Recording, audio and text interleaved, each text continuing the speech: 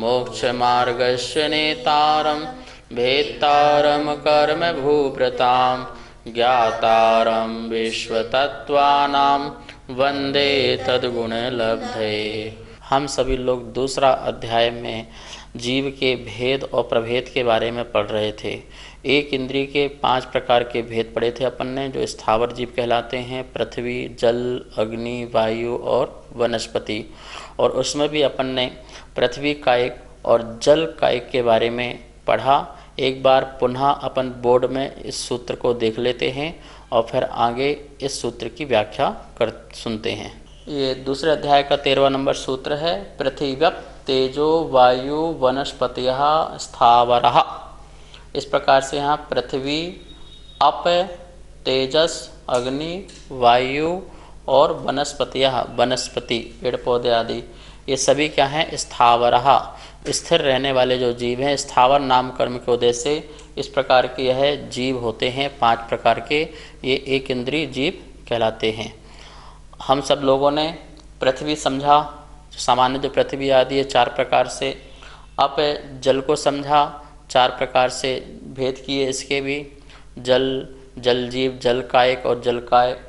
और आज अपन इसको तेजस, अग्नि काय आदि को भी देखते हैं। तो जो 3 रह गए भेद उसके बारे में सुनते हैं और थोड़ा सा जल के बारे में और समझते हैं। जो जीव दिखते नहीं हैं उनकी रक्षा करने का भी उपदेश भगवान महावीर स्वामी की वाणी में ही प्रस्तुत हुआ है, उद्घाटित हुआ है। अन्य कहीं यह बात नहीं मिलती है। यह सूक्ष्म वर्णन सिर्फ जैन दर्शन में मिलता है कि पृथ्वी में भी जीव मानता है, जल में अग्नि, वायु और वनस्पति, इन सब में जीव है। क्योंकि जीव और पुद्गल इन दोनों के मिलने से ही सृष्टि का विस्तार है। यदि ये अलग अलग हो जाए तो सृष्टि का विस्तार नहीं हो सकता है। कोई भी चीज़ का ग्रोथ यदि होना है, जैसे अपना शरीर कैसे बढ़ता है, शरीर में परिवर्तन कैसे होता है, यदि आत्मा ना हो, जीव ना हो तो कोई परिवर्तन इसमें नहीं हो सकता है। आत्मा निकल जाए, सड़ना गलना प्रारंभ हो जाएगा ये। तो कोई भी चीज़ का जो विस्तार होता है इन दोनों का संयोग है। हम ये कह सकते हैं पूरा जो ब्रह्मांड है, पूरा ये विश्व जो है, संसार जो है, ये जीव और पुद्गल इन दोनों के मिलने से यह सब क्रिएट हुआ है। मतलब अनादि से क्रिएट है और अनंत काल तक चलता, ऐसे ही अकृत्रिम रूप से चलता रहेगा। महानुभाव, यहाँ जल कायिक की बात चल रही थी कि जो एक बूंद है उसमें भी इतने जीव होते हैं, तो हमें कितनी सावधानियां बरतना चाहिए। हम व्यर्थ में ही जल को फेंकते रहते हैं और जल का दुरुपयोग करते हैं। लोगों को पानी पहुंचता नहीं है पीने के लिए, और हम जो है ऐसे ही अपने ऐशो आराम के लिए बर्बाद करते रहते हैं पानी को। यह नहीं करना चाहिए। एक तो अहिंसा का पालन करने के लिए, और दूसरा सभी लोगों को इससे हेल्प मिले, इस बात का भी हमें ध्यान रखना चाहिए। बात चली थी कुएं का पानी ही क्या हम त्यागी व्रती आदि ले सकते हैं, बोरिंग का पानी नहीं ले सकते हैं? तो महानुभाव, जो पहले कुएं बनते थे वो बड़े बड़े कुएं बनते थे, उसमें हम देख भी सकते थे हमारी बाल्टी उसमें जा रही है नहीं जा रही है, और उसमें पानी उल्टा करके हम डालते थे पानी को, अनछना पानी। तो इस प्रकार से सबको दिखता था।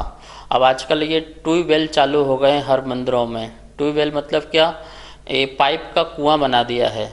वह पाइप का कुआं एक मात्र फॉर्मेलिटी है। उसमें भी तो क्या बोलते कि कोई जीव होंगे तो हमको पता नहीं चलेगा, उसमें कोई मकड़ी का जाल लग जाए तो हमको पता आदि नहीं चलेगा, और अंधेरा है, हमको दिख नहीं रहा है, जल दिखाई नहीं दे रहा है, तो हम कैसे वहाँ पर बाल्टी पहुँचा रहे हैं, छोड़ रहे हैं, पानी में टकरा रहे हैं आदि अनेक अनेक प्रकार से।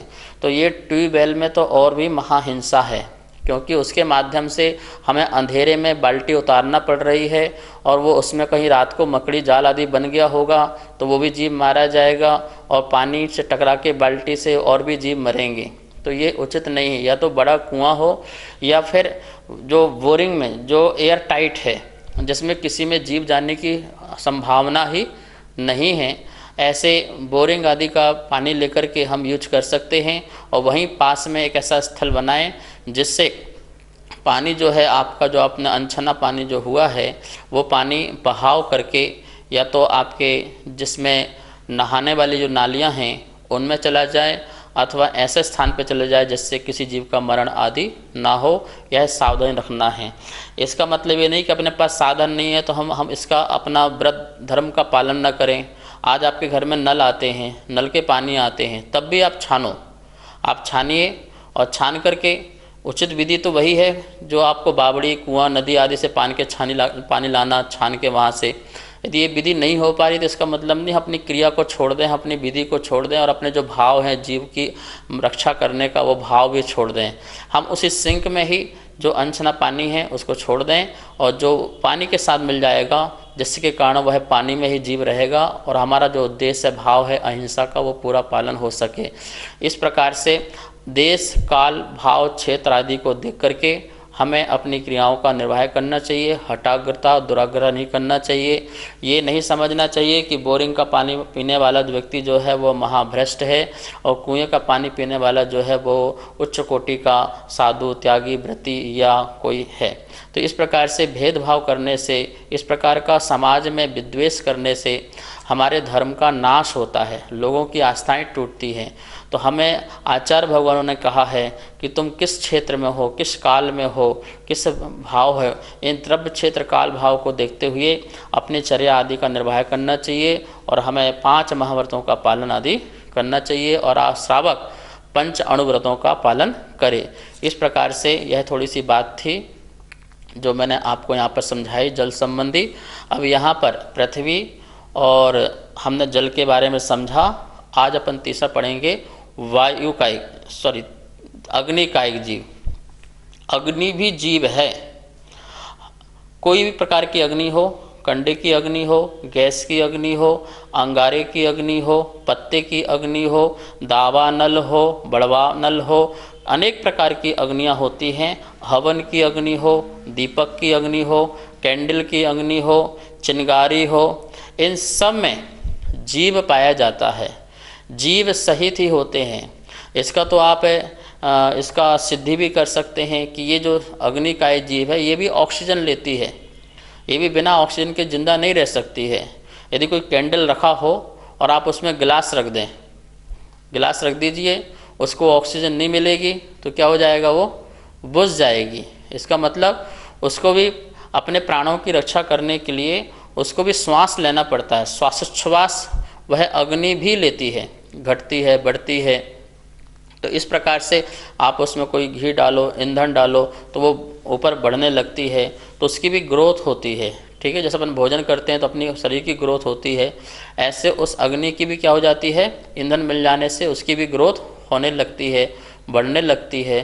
तो इस प्रकार से अग्नि में भी जीव की सिद्धि। आचार्य विद्यानंद महाराज जी ने अग्नि के नाम पर एक पुस्तक लिखी थी और कम से कम 250-300 बाहर के विदेशों से विद्वान आए हुए थे।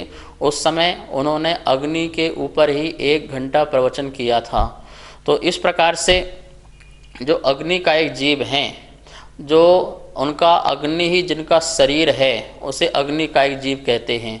ये भी 4 प्रकार का होता है, अग्नि, अग्निजीव, अग्नि कायिक और अग्नि काय। ठीक है ना, ये 4 प्रकार के अग्नि, अग्निजीव, अग्नि कायिक और अग्नि काय। सामान्य से सभी प्रकार की जो अग्नियां हैं उसे अपन अग्नि कहते हैं, और जो अभी अग्नि में पैदा होने के लिए रास्ते में हैं, विग्रह गति में हैं, उसे अपन अग्नि जीव कहते हैं। और उसने अग्नि का शरीर धारण कर लिया तो उसे कहेंगे अग्नि कायिक। अग्नि ही जिसका शरीर हो वो अग्नि कायिक जीव। ठीक है ना।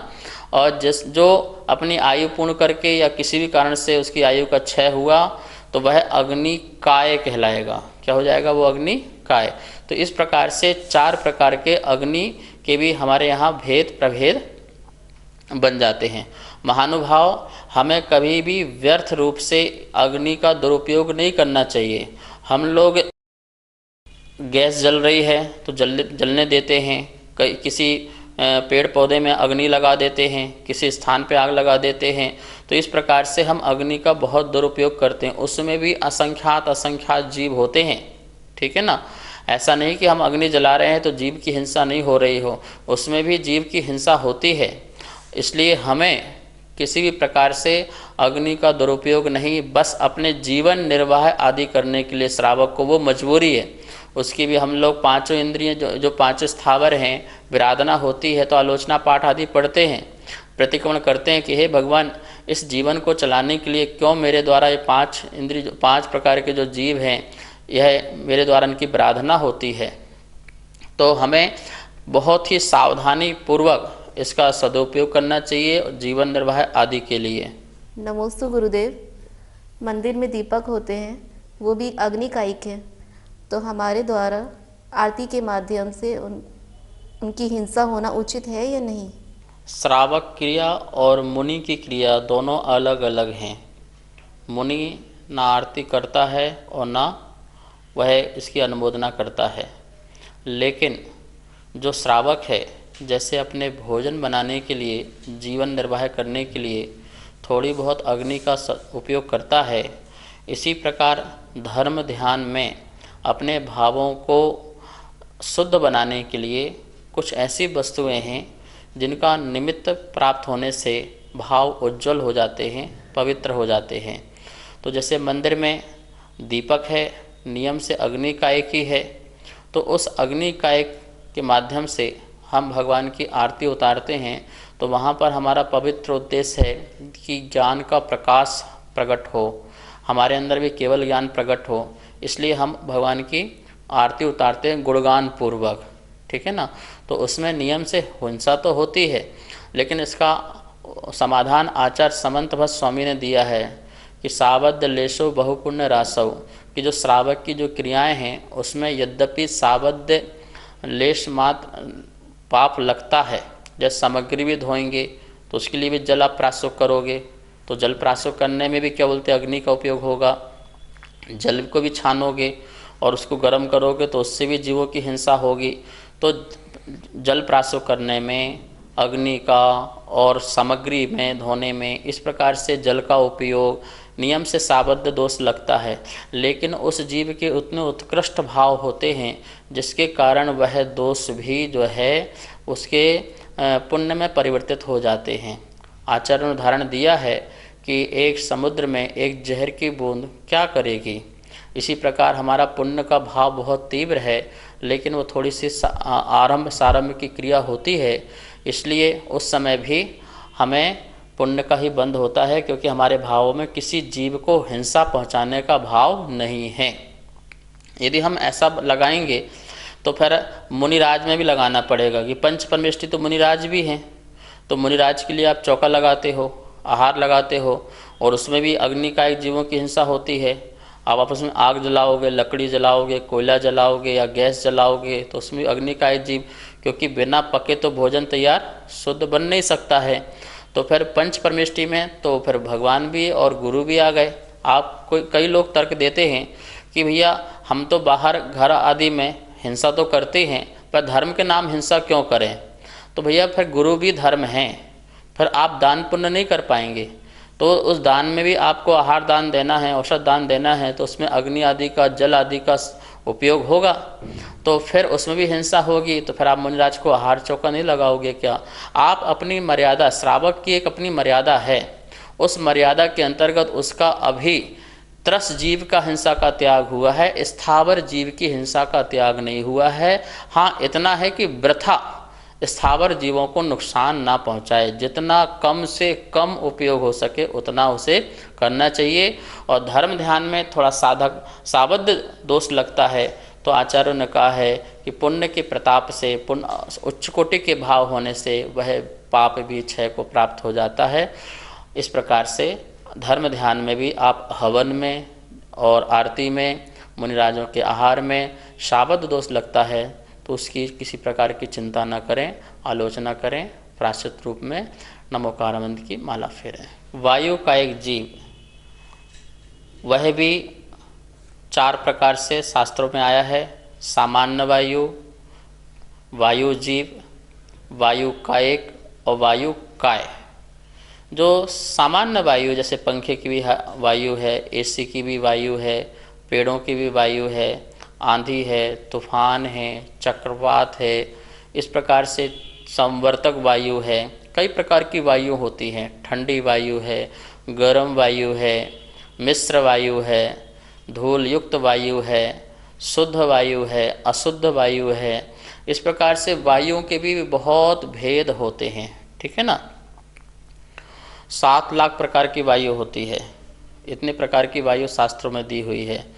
तो जो सामान्य वायु अपन सबको बोलते हैं, जो अभी इस जीव वायु कायिक में पैदा होने के लिए आ रहा है, विग्रह गति में बीच में है, उसे वायु जीव कहते हैं। और वह वायु का शरीर धारण कर ले तो उसे अपन वायु कायिक जीव कहते हैं। और किसी कारणवश आयु का क्षय हो जाए या आयु पूर्ण हो जाए तो उसे अपन वायु काय जीव निकल जाता है तो उसे वायु कायिक जीव कहते हैं।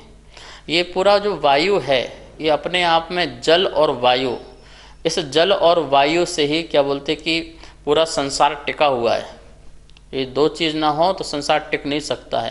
ये पूरा 3 लोक में 3 वात वलय होते हैं ना, उसमें क्या है, वायु, ठोस वायु है या जल भी है उसमें। तो इस प्रकार से पूरा संसार टिका हुआ। हर वात वलय में ये 3-3 वात वलय होते। नरकों के पृथ्वी में, पृथ्वी के बीच में 3-3 वात वलय होते हैं। स्वर्गों में होते हैं।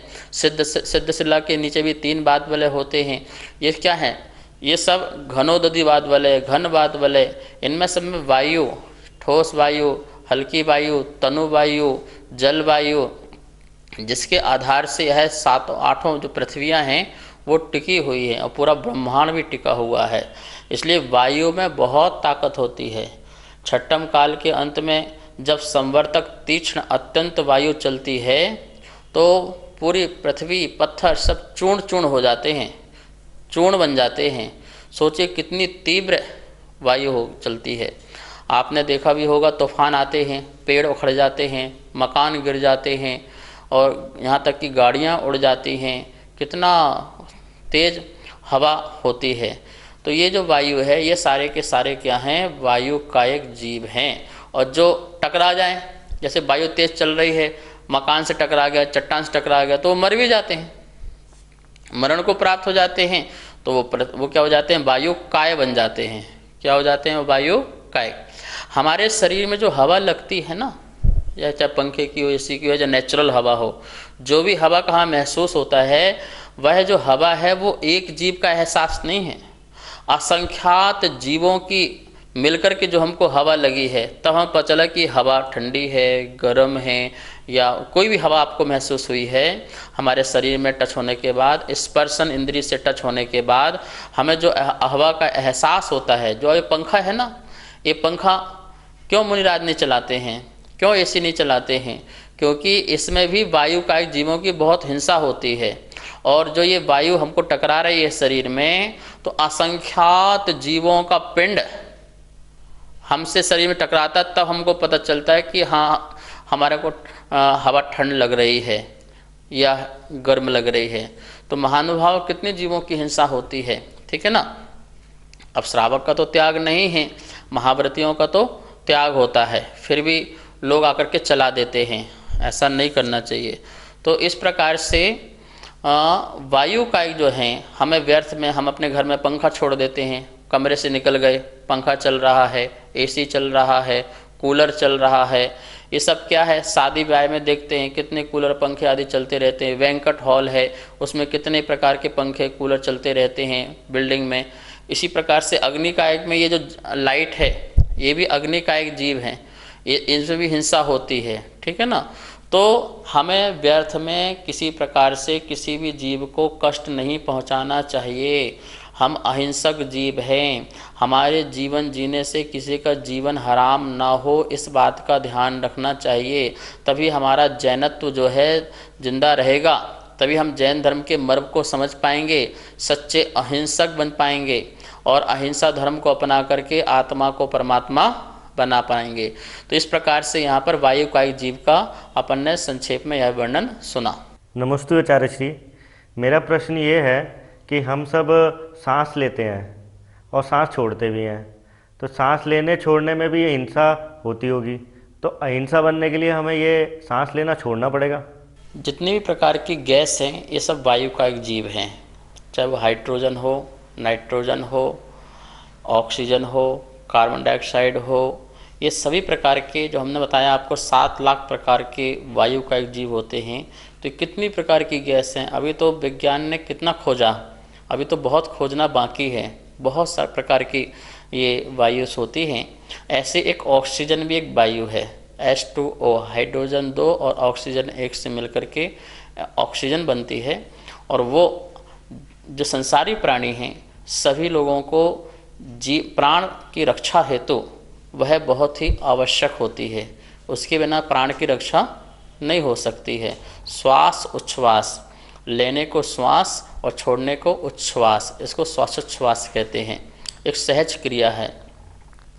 अब रही बात ये वायु का एक जीव, हम श्वास लेंगे तो अंदर जाएगी और घर्षण होगा नासाग्र में, और बाहर आएगी फिर घर्षण होगा तो जीव हिंसा होगी, ठीक है, नियम से होगी।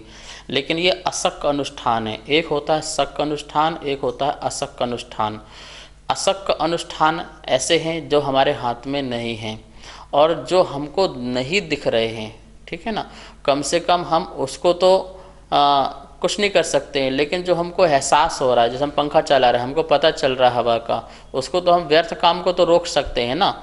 लेकिन जिसके बिना जीवन नहीं चल सकता उसके लिए हम नहीं रोक सकते हैं, ठीक है।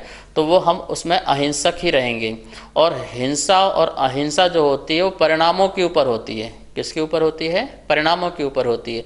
हमारे मारने के भाव हैं तो हिंसक भाव हैं, और यदि हमारे मारने के भाव नहीं हैं तो क्या है, हम अहिंसक हैं।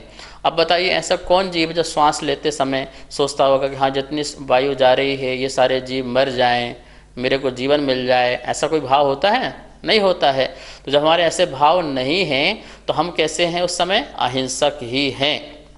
आचार्यों ने उदाहरण दिया है, एक व्यक्ति तालाब के किनारे खड़ा हुआ, सुबह से शाम तक खड़ा हुआ है मछली मारने के लिए, और एक भी मछली उसके जाल में नहीं फंसी। अब बताओ वो हिंसक है कि अहिंसक है?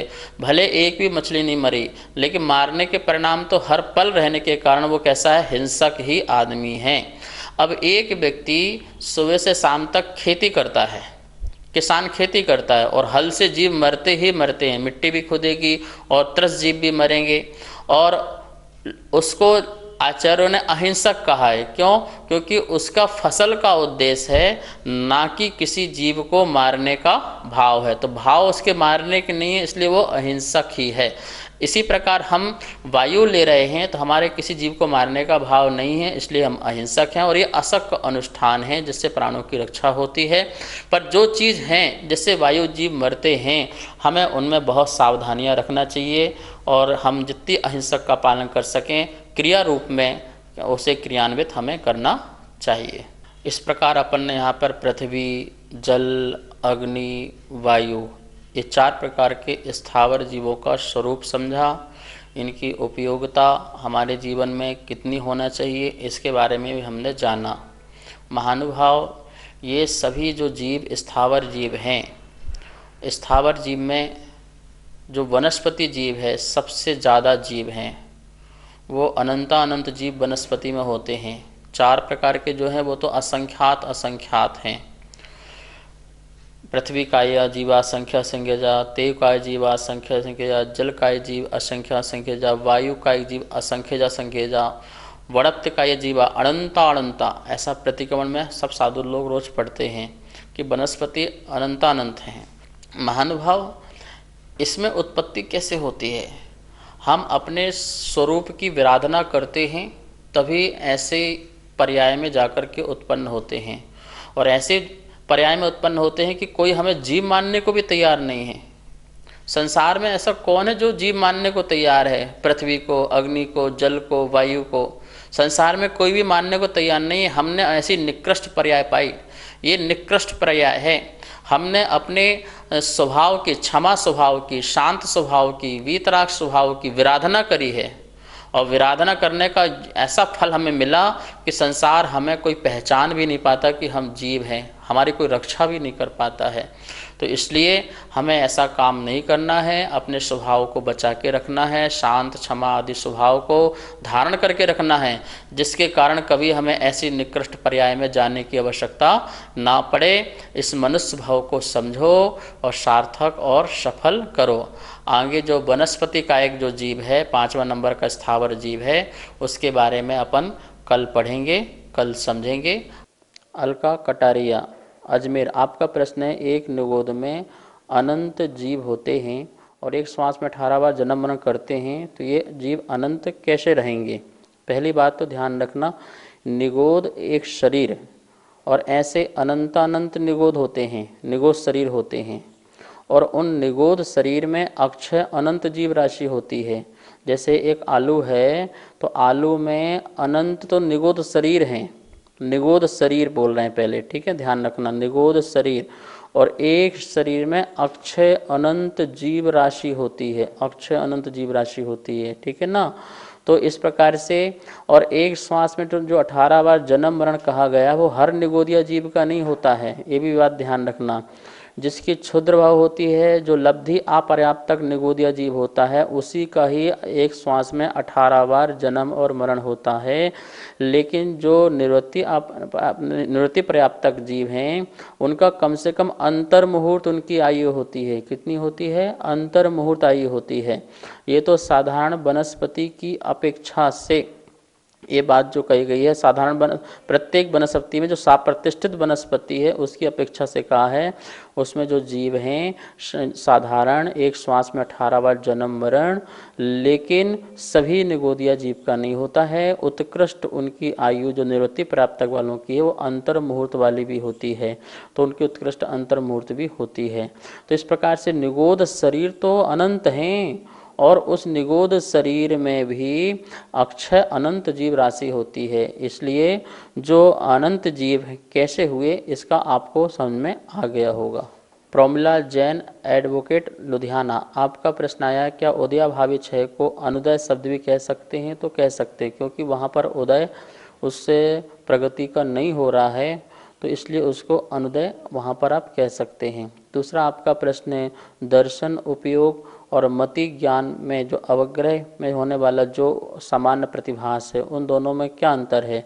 दर्शन उपयोग जो है वो अभेदात्मक है, निर्विकल्प है, और जो अवग्रह में होने वाला जो ज्ञान है, सामान्य जो ज्ञान है, वो सामान्य ज्ञान भी विकल्पात्मक है। इस प्रकार से वह अभेद रूप है, यह भेद रूप है, यही दोनों में अंतर है।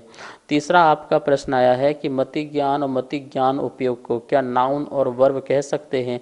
तो मति ज्ञान को नाउन संज्ञा कह सकते हैं, और मति ज्ञान उपयोग व्यापार है, वो क्रियात्मक है, तो वर्ब जो होती है वो क्रियात्मक होती है, तो उसको वर्ब कह सकते हैं। जावाणी के ज्ञान से सूझे लोकालो, शोवाणी मस्तक धरूं सदा देत हो ढोक, हे जिन वाणी भारती तो हे जपो दिन दिन, जो तेरा सरना धरे सो पावे सुख चैन। सभी को बहुत बहुत मंगल आशीर्वाद।